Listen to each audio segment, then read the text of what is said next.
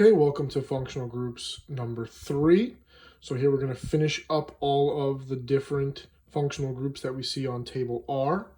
Okay, our sixth one is organic acid or carboxylic acid. I know that your reference table says organic acid, but the more proper name is actually carboxylic acid. So carboxylic acids are nice and easy because they're always at the end of a chain. And it's going to be C double bond O and bonded to OH. So this is not an alcohol. It's not an aldehyde. It's a carboxylic acid because it's got both on the same carbon. Okay, so how do we name this? Well, we use our normal naming system and then we put oic acid at the end.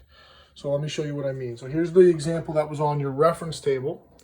Okay, you have 3 carbons. Here they are. 1, 2, and 3. Normally I'd count 1, 2, 3, but it really doesn't matter here. It's just going to give us our prefix of prop. Okay. And then we have all single bonds, so AN. I'm going to cut off the E here. Okay. And now I got to look up. I got oic acid. Okay. So this whole group here, this whole group here, this is the carboxylic acid group. What ends up happening is this H here ends up getting lopped off when the acid loses a proton. Okay, so this becomes propanoic acid. Okay, so propanoic acid. Another example, quick, small one. Okay, I have carbon 1, carbon 2. So that's going to be F. Okay. Then I have only single bond between the carbons. So this is ethane. Okay. And then I add my oic acid. So ethanoic acid. Propanoic acid, ethanoic acid. Really, really straightforward. I think probably the easiest one on here. Okay, next up, number 7 is esters. Esters are a little tricky. They have the same group as that carboxylic acid, sort of, but instead of the H coming off of the O here, it actually ends up being R prime, so another chain. So it's a chain, C double bond O, O, no, another chain. So R prime end up as named as a branch. Okay, you'll see what I mean when I do the example. And the ending becomes O8. All right, sounds confusing. It's really not so bad. So here I have a compound. You can see right here is the group. Okay, that's the functional group that we're talking about. That's the ester. So how do I name this whole thing? Well, okay, I have 3 carbons in a row here. 1, 2, and 3. And you can see that the double bond comes off of a carbon in this chain, the double bond O.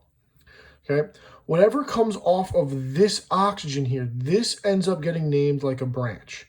Okay, this is our main chain right here. Okay, so my main chain has 3 carbons, so that's prop. Where do I have enough room? Right here. Okay, so single bonds, so AN, we're going to chop off the E, and we're going to add the O8, okay, the O8. So propanoate, there it is. Okay, now what do I do about this? Well, I name it as a branch. So the branches have that YL ending, and this is just 1 carbon, okay, 1 carbon. So this becomes methyl propanoate. Okay, here's the 3 for the prop, here's the ester for the O8, and here's the methyl propanoate. No need for numbers, okay, just methyl propanoate. So if I have this example here, again, which carbons make up my main chain? Well, the carbon with the double bond, that's going to make up the main chain. That's going to be the last carbon in the main chain. So this is anything connected to this is part of the main chain. So I have 1, 2. So that's F. All right. Single bond, so AN. Okay. Here's the ester, so ethane O8. Okay, now what's coming off of this O? Well, I have another 1, 2. This is an ethyl group, so this ends up being ethyl ethanoate. Okay? The key to esters is to find the carbon with the double bond O on it. Anything connected to that is part of the main chain. Anything past this O, that's now the branch chain that goes in the beginning of the name. All right? All right, so 8 and 9 are very similar in the fact that they have nitrogen. They're the only two that have nitrogen in them. So when you see nitrogen, you know you're going to be looking at 8 and 9, amines and amides. We'll start with amines. They're very, very simple, at least as far as we're going to go. They get much more complicated. If you look at it, it looks pretty complicated. 3 possible chains coming off of nitrogen. Now, before I really get into the naming part, I want to say that there are 3 different kinds of amines: primary, secondary, and tertiary amines. Okay, depending upon how many chains there are. 1 chain only, primary, then these would be H's. 2 chains, secondary. Okay, the third would be a hydrogen. If there are all 3 chains, that's tertiary. Now, we really are only going to focus on primary amines. What does that mean? Well, it means that we're only going to be focusing on carbon chains that have an NH2 coming off of them. So both of these will end up being H's, okay? Which is not always the case in real chemistry, but for us, we're just talking about primary amines. And the ending, believe it or not, is just amine, okay? And you'll see what I mean. I keep rhyming. I'm not intending to. Okay. Here's the example from the reference table. Now, remember, when numbering our carbons, we always go with the one closest to the functional group first. So I'm going to count up here because here's my functional group, right? Here's my NH2 I was talking about. So here's 1, 2, and 3. So I know, because we've been doing this long enough, that that's prop, all single bonds here, okay? And we know that that ending is going to change, okay? Because of that, the NH2, it changes to amine. So propanamine. Very simple.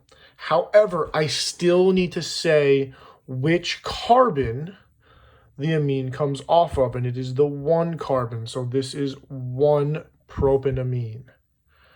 Okay, 1-propanamine. Here's another example of a primary amine.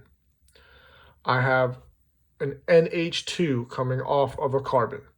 Now, again, I go by the carbon that's closest to the functional group. So I have 1, 2, 3, and 4. So that's bute.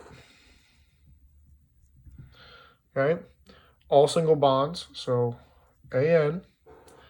Okay, we're obviously working with the amine functional group, so butanamine. But now notice that the amine is coming off of the 2nd carbon, so this would actually be 2-butanamine. Okay, the last one is amides, and it's going to work in a very similar way. So the last one is amides, but before I get into amides, I realized I forgot something in that last clip of video that I wanted to talk about. If you think the term amine sounds familiar, it should. If you recall from last year, amino acids, that amino part comes from the amine group that's in an amino acid. And I will show you another time what an amino acid actually looks like.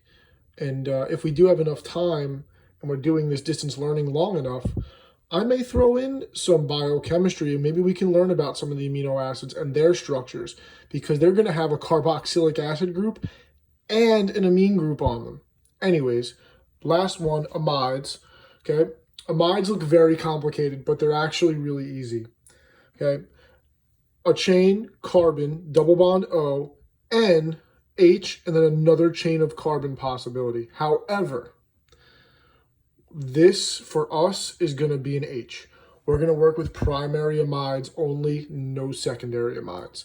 So what this ends up happening here is that this always ends up on the end.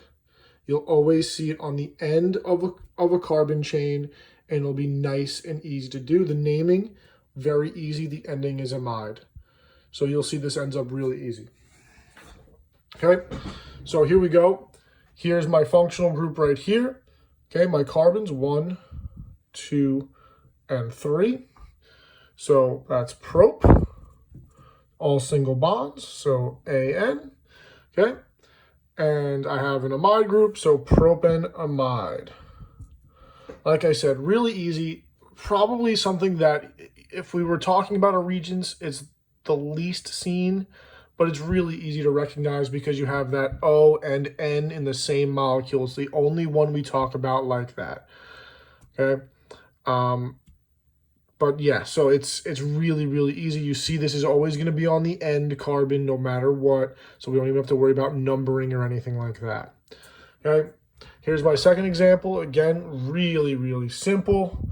1, 2 carbons here. That's F, all single bonds. And I'm keeping some of these single bonds, guys, just to make it a little bit easier for you. In real life, could there be double, triple bonds? Absolutely. Okay, these molecules get very, very complicated, but I'm trying to keep some of them pretty simple. Just because this isn't college chemistry. Not yet, anyways. Even though maybe we'll peek into some of those things a little bit later on towards the end of the unit. For this, for the naming purposes, for the things that you really have to know, we're going to keep it as simple as possible. So again, here's my amine group. So this, as I said, single bonds, so ethanamine. Amide, excuse me, amide, ethanamide, right? Double bond O, NH2, that's the amide group, okay? So we got propanamide, ethanamide, okay? These are the amides. Very, very simple. And that is it for table R. I know you're probably sick of these videos already. Believe me, I'm kind of sick of making them. But now we have a full arsenal of molecules that we can name from the organic spectrum, all having these carbon and hydrogen bonds. And now we have these functional groups. And you're maybe wondering why we learned about naming molecules. Why is these so different? Well, because they're so much bigger and because carbon can do so many cool things that we have to have different ways of naming them. Okay, so you have a worksheet to do to accompany all 3 of these videos. I suggest you get on that right away so that what you learned in these videos does not just pop right out of your head. All right, have a good one.